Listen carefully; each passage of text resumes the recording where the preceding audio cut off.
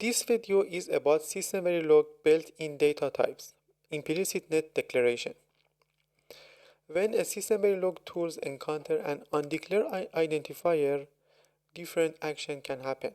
First, right or left-hand side of procedural assignment statement. Consider this example.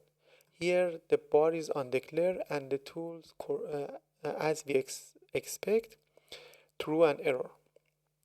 Second, right-hand side of continuous assignment. Also, in this example, the bar is undeclared and the tools, as we expect, true and error.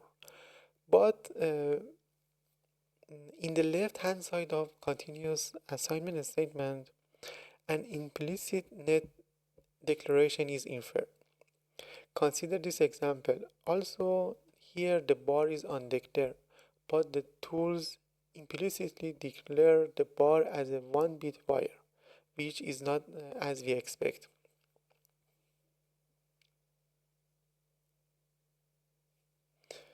And fourth, module instance port connection. An implicit net is inferred for any undeclared identifier used as connection, and the tools through no error or warning. Consider this example. Here we define C1, but we use CL to connect it to the port C0.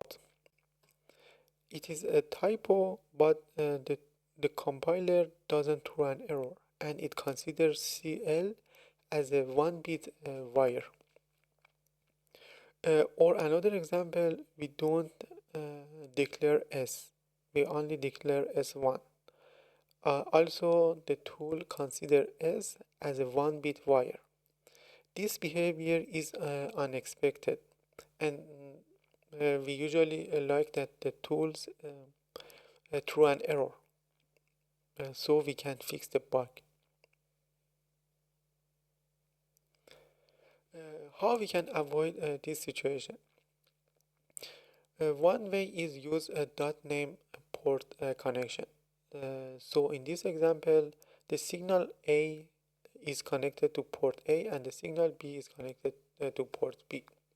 The second solution is use .star port connection. So in this example, all signal that has the same name as the port name are connected to the port. There is some advantage of using .name and .star.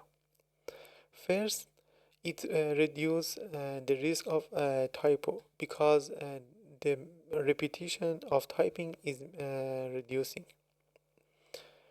Also, .name and .star make the compiler to make sure that all signals are explicitly declared, and it eliminates unintended implicit nets.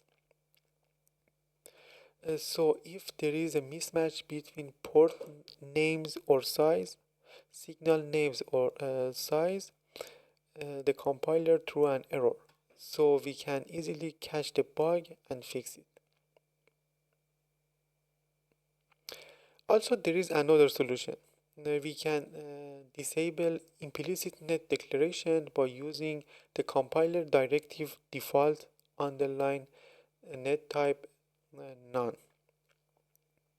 So in the first line of the code, we add this line default underline net type none, and at the end of the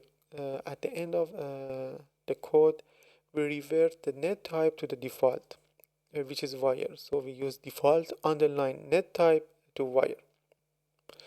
Because default underline net type is a compiler directive and it can influence multiple files, but we want to only change the default net type in RTL code, and we don't want an other RTL code in the project influenced by this line. Changing the default net type is a matter of personal preference.